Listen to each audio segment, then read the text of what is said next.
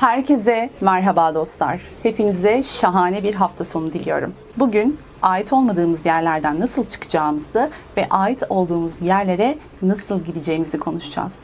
Hepinize iyi seyirler diliyorum.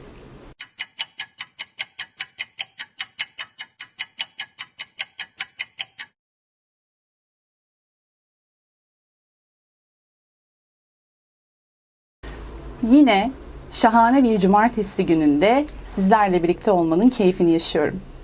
Bu kameranın karşısına her geçtiğimde sanki ilk günkü gibi heyecanlanıyorum. Kanalı açalı yaklaşık bir yıl oldu. Yani neredeyse bir yıl oldu ama hala ilk günkü heyecanla geçiyorum kameranın karşısına. Biliyorsunuz bu kanalda sizlere kendi deneyimlerimi aktarıyorum. Zaman içerisinde fark ettiğim şeyleri aktarıyorum. Bir aydınlanma anı yaşıyorum kendi hayatımla ilgili ve bunu sizlere aktarmaya çalışıyorum burada sohbet şeklinde ve sizler de iyi ki varsınız. Beni çok güzel destekliyorsunuz. Çok teşekkür ediyorum arkadaşlar. Gerçekten bir aile olmak, yani kendi ailemden sonra ikinci ailem olarak bu kanalda sizlerin karşısında olmak inanın çok keyifli. Şimdi bugün videonun başında da bahsettiğim gibi bir yere ait olmak ya da olmamak konusunu konuşacağız. Bu neden önemli biliyor musunuz? Arkadaşlar, ruhumuz ait olmadığı bir yerde sancı çeker, acı çeker. Hayat kadar değerli bir şeyi, bize bahşedilmiş bu güzel zamanı, ömür kadar kısa bir süreyi en iyi şekilde değerlendirebilmek için ait olmadığımız yerlerden artık çıkmamız gerektiğini düşünüyorum. Hepimiz bir şekilde manifest çalışmaları yapmaya çalışıyoruz. Enerji, frekans gibi konuları önemsiyoruz. Son zamanlarda bunlar elbette ki çok önemli, çok kıymetli. Ben de kendi hayatımda birçok şeyi bu şekilde elde etmeye başladım diyebilirim. İnanın müthiş bir şey. Doğru şekilde kullanıldığında enerji sizi olağanüstü noktalara getirebilir. Yani inanamayacağınız noktalara getirebilir. Bir şeyleri manifest etmek çok güzel. Ancak bundan öncesinde yapmamız gereken bazı şeyler var. Örneğin alanımızı temizlemek. Şimdi önce alanımızı temizlememiz lazım. Yaratım süreci sıfır noktası, bu sıfır noktası konusu da çok kıymetli benim için. Bunu da ayrı bir videoda konuşacağız. Ama dediğim gibi bütün bunlardan önce yani o sıfır noktası, yaratımın başladığı nokta, manifestlerin başladığı nokta, bütün bunlara gelmeden önce yapmamız gereken çok önemli işler var. Bunlardan bir tanesi de alan temizliği. Alan temizliğinin içerisinde elbette ki bu bahsettiğim ait olmadığın yerlerden bir an önce çıkma konusu da var. Neden önemli bu? Çünkü arkadaşlar, şimdi siz bir yere ait değilseniz o yerde boşa zaman kaybediyorsunuz demektir. Ya da bir ilişkiye ait değilsiniz. Peki bunu nasıl anlarız? Ya bunun farkına varmak çok önemli. Bunun farkına vardığınız zaman ilişki içerisinde ya da bir iş yeri olabilir, aile olabilir, bir ev olabilir, mekan olabilir, durum olabilir, fark etmez. Bunun farkına vardığınız anda kendinize yapabileceğiniz en büyük iyiliği başlatmış oluyorsunuz. Şimdi bir yere ait olmadığımı nasıl hissederim? Ben eğer o yerde sıkışıyorsam, yani benim ruhum sıkışıyorsa, kimsenin beni anlamadığını düşünüyorsam, zihnimde bazı soru işaretleri varsa ve şüpheler varsa, bakın ufacık, kırıntı kadar bile olsa, eğer bunlar varsa, sürekli sorun çıkıyorsa, örneğin bir iş yerinde oturduğunuz masada sürekli sorun çıkıyorsa ya da bir ilişki içerisinde kafanızda, zihninizde şüpheler var, bunları bir türlü aşamıyorsunuz. Karşınızdaki insan sizin zihninizde her gün yeni bir şüphe oluşturuyor. Her gün üstüne yenisini ekliyor. Bu arada bu kişilerin suçu değil. Siz oraya ait değilsiniz. Değilsiniz. Yani bunu zorlamanın bir anlamı yok. Belki düzelir, belki düzelir diye yıllarca kendinize ait olmadığınız bir şeylerin içine hapsediyorsunuz. Ve zamanınızı boşa harcıyorsunuz arkadaşlar. İnanın bana hiçbir şey değişmeyecek. Tüm o taktikler, tüm o manifestler hepsi boş. Boşuna ümitlenmeyin arkadaşlar. Çok acı ama gerçek. Hiçbir şey değişmeyecek. Değişmesi gereken tek bir şey var. O da sizsiniz. Bunu kabullenmek zorundayız. Bunu kabullenmediğimiz sürece hiçbir şeyi yaratamayız. Yaratım gücünü kullanamayız. Bunu fark etmeden, ait olmadığınız yerlerden çıkmadan arkadaşlar hiçbir şey yaratamazsınız. Aksine yaptığınız bütün manifest çalışmaları size zarar verir. Faydadan çok zarar verir. Neden biliyor musunuz? Çünkü siz olmadıkça ümitsizliğe kapılırsınız. Neden olmuyor? Neden olmuyor? Yapıyorum olmuyor, uğraşıyorum olmuyor. Her seferinde yaşadığınız hayal kırıklığı sizi artık inançsızlık noktasına getirir. İnançsızlıktan kastım içinizdeki o muazzam yaratım gücüne olan inançsızlık. Yaradan hepimize kendinden bir yaratım gücü üflemiştir. Ve siz bunu hayatınızı güzelleştirmek için kullanmayı da tercih edebilirsiniz. Hayatınızı mahvetmek için kullanmayı da tercih edebilirsiniz. Bu tamamen size ait. Size kalmış bir durum arkadaşlar. Eğer diyorsanız ki evet Sibel, ben hayatımı güzelleştirmek için kullanacağım. Kendimi mutlu, huzurlu hissetmek istiyorum. Hak ettiğim aşkı yaşamak istiyorum. Hak ettiğim işte, hak ettiğim kazancı sağlamak istiyorum. Mutlu olmak istiyorum kısaca diyorsanız iyi dinleyin. Çünkü arkadaşlar bir yere ait değilseniz o yer sizin ruhunuzu sıkıştırır. O yer sizi boğar. Kendinize yerleşecek bir alan orada bulamazsınız. Nereye yerleşeceğinizi bilemezsiniz. Hep diken üstündesinizdir. Sürekli bir sorun çıkar. Tam mutlu olacakken çabalıyorsunuz. Tam mutlu olacakken hop bir şey olur ve mutluluğunuz kursağınızda kalır. Hiçbir zaman tam olarak mutlu olamazsınız. Çünkü oraya ait değilsiniz. Maalesef. Bunu zorlamanın bir anlamı yok. Yani bunun içerisinden kendinizi bir çıkarabilseniz, yani o durumun içinden kendinizi bir çıkarabilseniz, bakın görün neler olacak. Şahane şeyler olacak. İnanamayacaksınız. İşte o zaman bu alan temizlikleri yapıldıktan sonra sıfır noktasında, yani yaratım noktasında, o zaman istediğiniz manifest çalışmasını yapabilirsiniz. Çünkü artık alanınız temiz ve boş. Şimdi arkadaşlar, notlarıma da bakıyorum bir taraftan.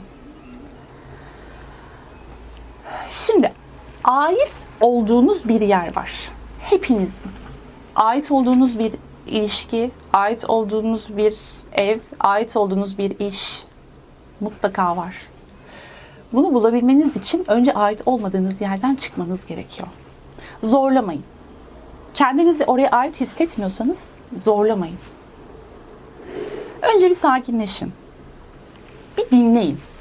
Bulunduğunuz yere bir dinleyin. Ben gerçekten buraya mı aitim? Kalbiniz size cevap verecek. Çok şaşıracaksınız ama böyle.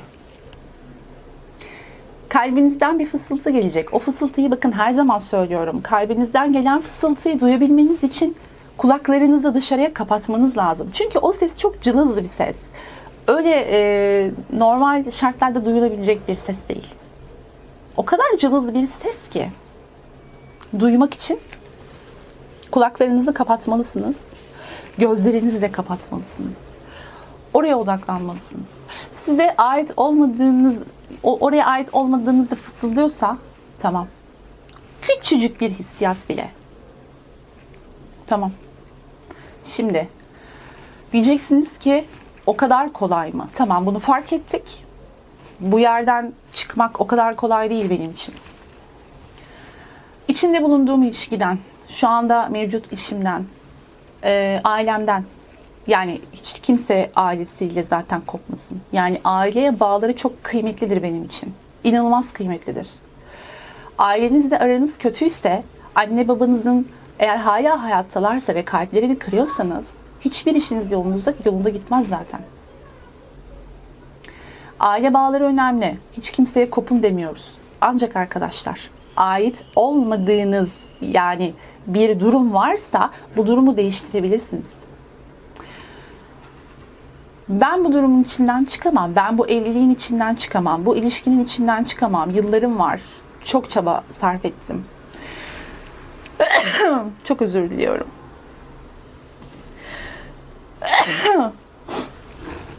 Bunu kesmeyeceğim. Doğal olsun her şey. Çok çaba sarf ettim. Çok emek harcadım. Çıkamam. Bu iş yerine çok emek verdim. Ucuna kadar geldim. Her şey bundan sonra çok güzel olacak. Bunların hepsi zihnin size oynadığı oyunlar. Zihnin yalanları. Siz ait olmadığınız bir yerde kaldığınız sürece hiçbir şey düzelmeyecek arkadaşlar. Oradan çıkabilirsiniz. Yani zihninizin sizi bu şekilde kısıtlamasına izin vermeyin. Bahaneler üretir zihin sürekli. Kalp der ki çık, buraya ait değilsin. Hak ettiğin yere git. Hak ettiğin değeri göreceğin yere git. Çünkü öyle bir yer mutlaka var. Var, var, var. İstisnasız herkes için. Şimdi ben bu ilişkinin içinden çıkarsam yeni bir ilişki bulamam. Çok zor olur benim için. Yalnız kalmaktan korkuyorum. Tamam, ait olmadığımı hissediyorum. Bunun farkındayım ama yine de buradan çıkmak istemiyorum. Buna da saygı duyuyorum. Ancak o zaman hiçbir şeyin düzelmesini beklemeyin. Yazık, günah. Ömrünüzü, zamanınızı boşa harcıyorsunuz ait olmadığınız bir yerde. Bakın, hiçbir şey, hiçbir obje, hiçbir nesne ait olmadığı yerde güzel durmaz.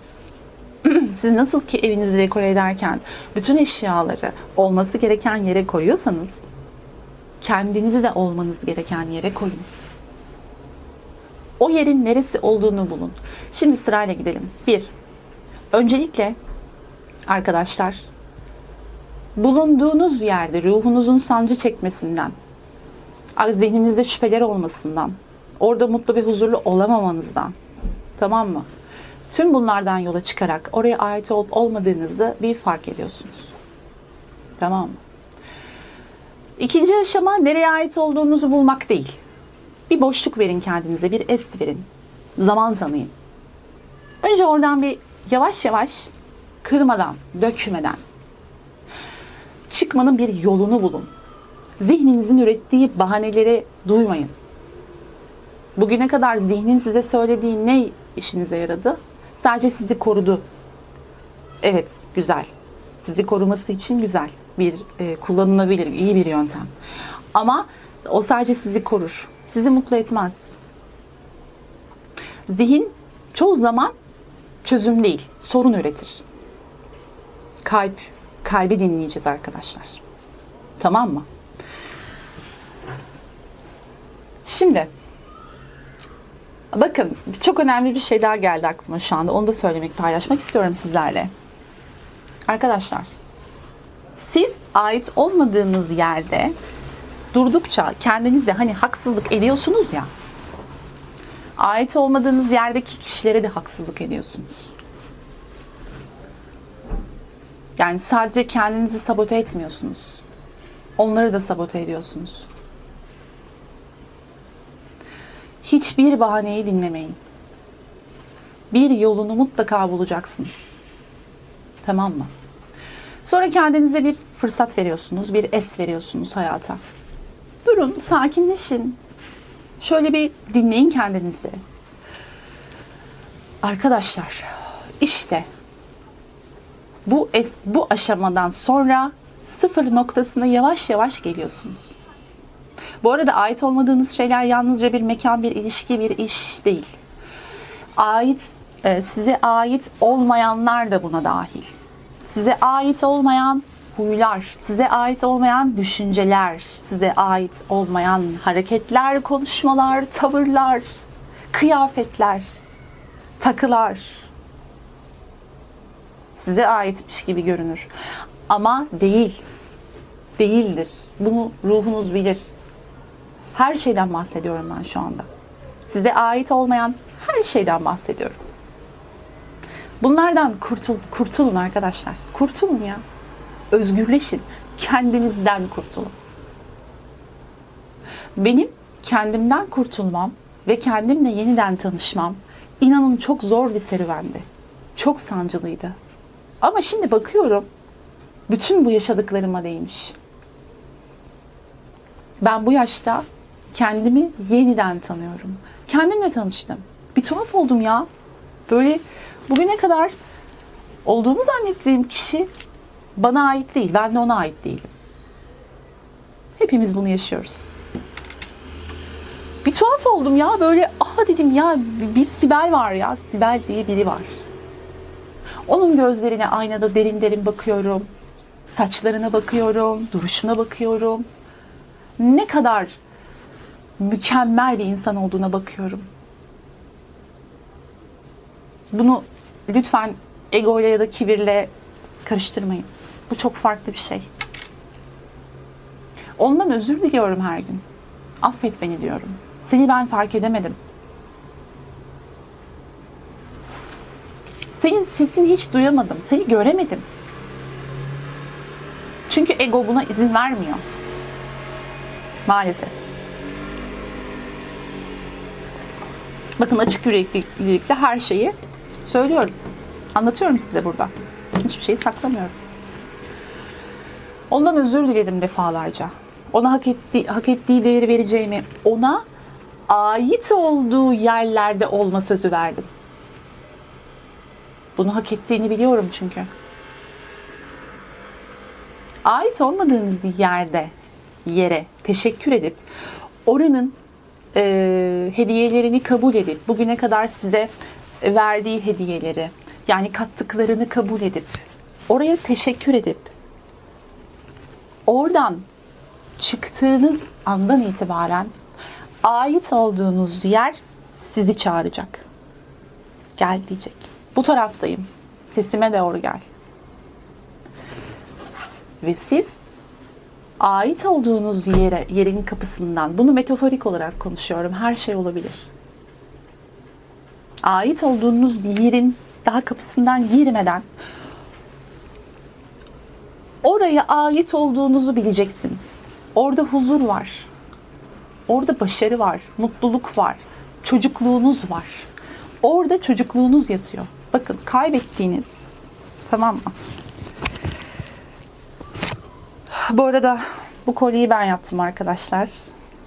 Ben seviyorum böyle otantik takılar yapmayı. Beğendiniz mi bilmiyorum ama göstermek istedim. Gözüm takıldı şu anda. Uğur getirmesi için de taktım bu videoda.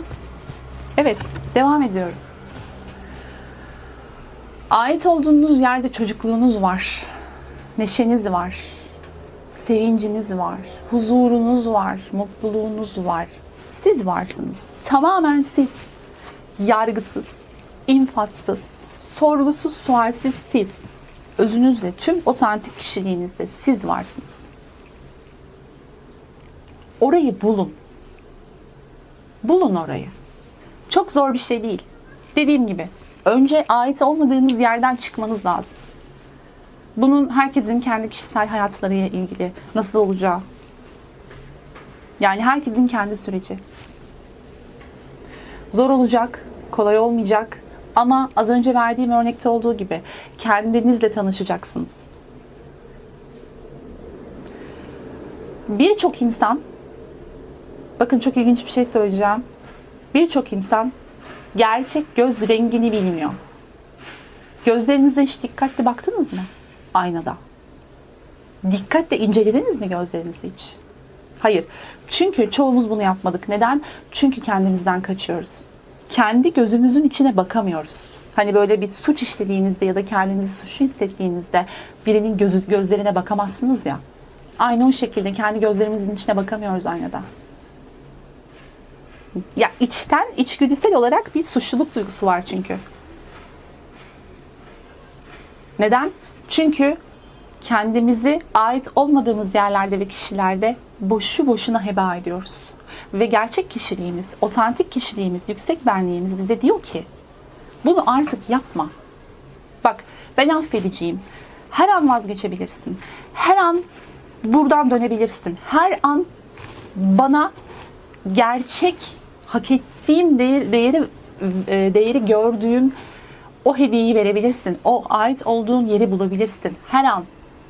Ne yaşatmış olursanız olun yüksek benliğinize, ruhunuza, otantik kişiliğinize ne yaşatmış olursanız olun o her zaman affedicidir. Her an dönebilirsiniz yolunuzdan.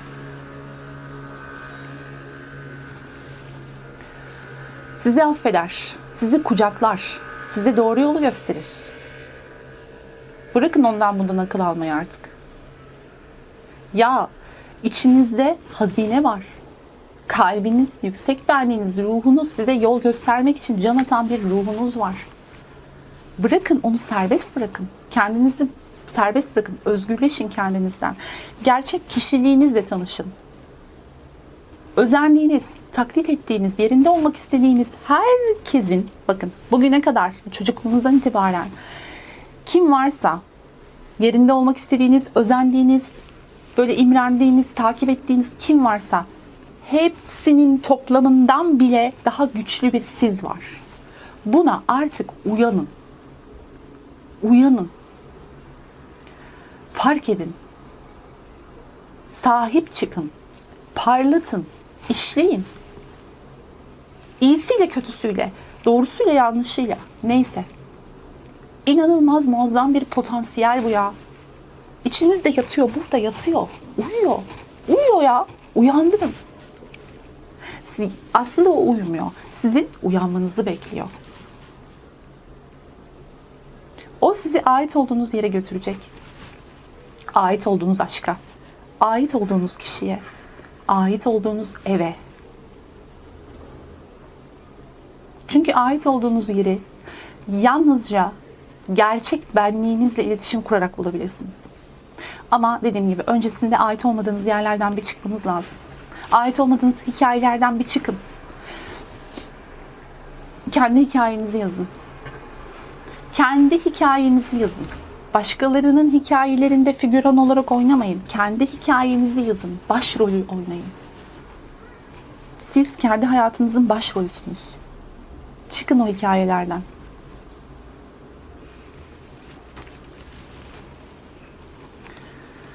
Evet. Muazzam derecede önemli bir konu. Yine bence. Siz de kıymet verip beni dinliyorsunuz. Zamanınızı ayırıyorsunuz. Ama inanın, bu farkındalığı yakalayabilirsek bu dünyada bizi durdurabilecek hiçbir güç yok. Aynada gözlerinizin içine bakın. Bakabiliyorsanız güzel. Gözlerinizin rengini keşfedin. Ne renk gerçekten? Ne ton? Hangi ton? Tamam, rengini biliyorsunuzdur ama tonu ne? Büyüklüğü nasıl? O göz damarlarınızı inceleyin. Bakın. Kendinizi daha dikkatli inceleyin. Orada o gözlerde göreceksiniz zaten. Sizi çağıran bir şeylerin olduğunu. Evet.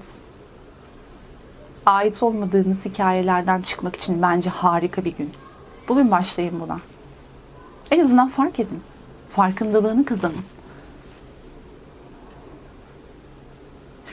Ait olduğunuz yerde ruhunuz sıkışmaz. Sizi böyle, bakın, sizi böyle sarar. Böyle sarmalar. Böyle. Bunu hissedersiniz.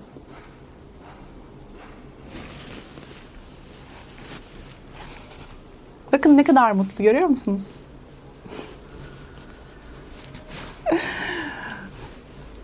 Sabahları uyandığımda bana şu şekilde beni böyle seyreden bir şey var arkadaşlar. Yatağımın yanında duruyor ve benim sabahları uyandığımda bu şekilde bana bakan bir şey var, düşünün yani, böyle tatlı bir şey. Çok seviyorum seni. Evet.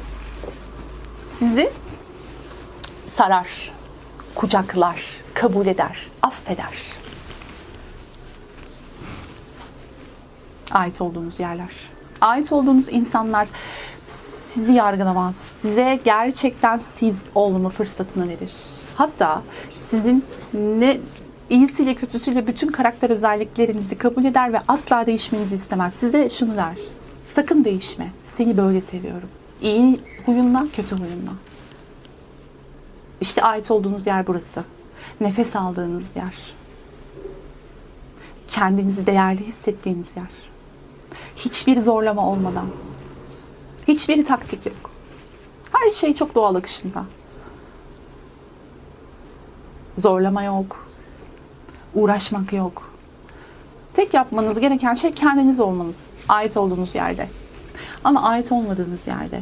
Kendiniz de olsanız, olmasanız da ne yaparsanız yapın. Hiçbir zaman arkadaşlar tam olamayacaksınız. Bütün olamayacaksınız ait olmadığınız bir yerde.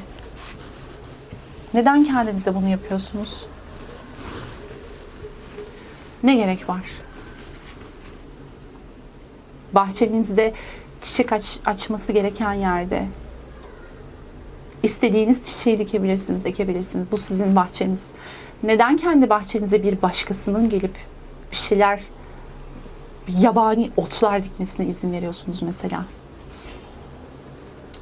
Siz tabii ki ait olmadığınız bir hayatın içindeyken karşınızdaki insan da dolayısıyla ait olmadığı bir yerde bazen birbirinizi mahkum bırakıyorsunuz. Zihninizin sınırlamalarıyla. Bütün bahaneler hepsi çöp arkadaşlar. Ben hayatımdaki bütün bahanelere şimdi bakıyorum. Kendim bahane ettiğim şeylere bakıyorum. Kendimi sabote ettiğim şeylere bakıyorum. Çok komik. Evet, zor, biliyorum. Zor kelimesini en iyi bilenlerden biriyim. İnanın yaşadıklarımı anlatsam belki bir gün anlatırım. Belli mi olur? Belki bir gün size başarısızlıklarımdan bahsederim. Çünkü başarısızlıklarım beni başarıya götüren şey oldu. Bu da ayrı bir video konusu. Belki bir gün anlatırım. Göğsümü gere gere, başım dik bir şekilde anlatırım. Başarısızlıklarımı, hatalarımı, yanlışlarımı, rezilliklerimi. Hepsini. Hiç sorun değil. Çünkü ben onların hepsini geride bıraktım. Ve onlar şu anda bana katkı sağlayan şeyler. Devam etmek zorunda değil. Yani ömür boyu devam etmek zorunda değildi. Bir yerde fark ettim ve bıraktım. Kendimden özür diledim. Af diledim. Ona ne kadar değerli olduğunu daha yeni fark ettiğimi ve ona gereken değeri vereceğim konusunda söz verdim arkadaşlar. Farkındalık aşaması kısa ya da uzun sürebilir. Hiçbir önemi yok. Hiçbir önemi yok. Zamanla yarışmıyoruz. Sadece zamanımızı en doğru şekilde kullanmak için kendimize zaman tanıyoruz. Önce farkındalık. Sizi sarıp sarmalamayan, ait olmadığınız yerlerden çıkınız. Bütün bahanelere gülüp geçiniz. Hepsine. Gerekirse yardım alın. Ama oradan çıkın arkadaşlar. Çıkın. Sizi bekleyen şahane bir kapı var uzakta. Arkası ışıklı. O kapıyı görün, fark edin, korkmadan yürüyün. Çünkü ait olduğunuz yere, ait olmadığınız yerden çıkmadığınız sürece asla gidemezsiniz. Evet, ben ait olmadığım yerde olduğumu hissediyorum. Ama ait olduğum kişi de beni bulana kadar ben burada kalayım. Yalnız kalmayayım. Boşuna bekliyorsun. Hem kendine, hem ait olmadığın yerdeki insana, hem de ait olduğun yerde beklettiğin insana yazık ediyorsun. Ben insan diyorum, siz kendinize göre alın. Durum, kişi, iş, her neyse. Yani sadece kendine haksızlık etmiyorsun. Diyorum ya, mutlaka ait olduğun bir yer var. Var. Ve sen o ait olduğun yerdeki kişileri, insanları bekletiyorsun.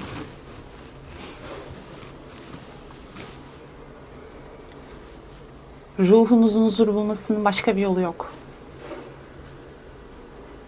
Kendinizi emanet gibi, emanet bir eşya gibi zorla kabul ettirmeye çalıştığınız yerlerden çıkın arkadaşlar.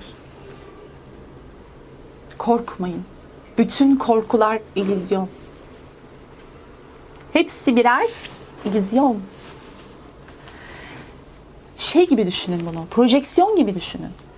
Projeksiyonla duvara yansıtılmış bir korku filmi gibi. Korkularınız.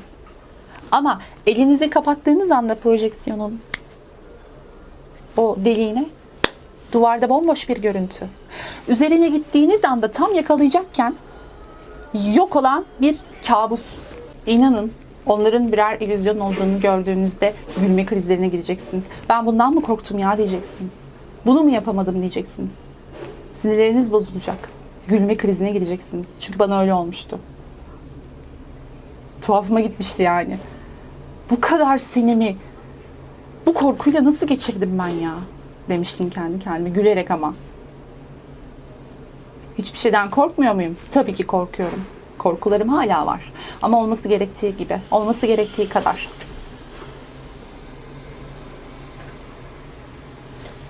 Benim hayatımı sabote etmelerine asla izin vermiyorum.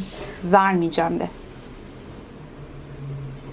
Ben ait olmadığım yerlerden kah çıktım, kah çıkarıldım. Çünkü ben her zaman şöyle dua ettim.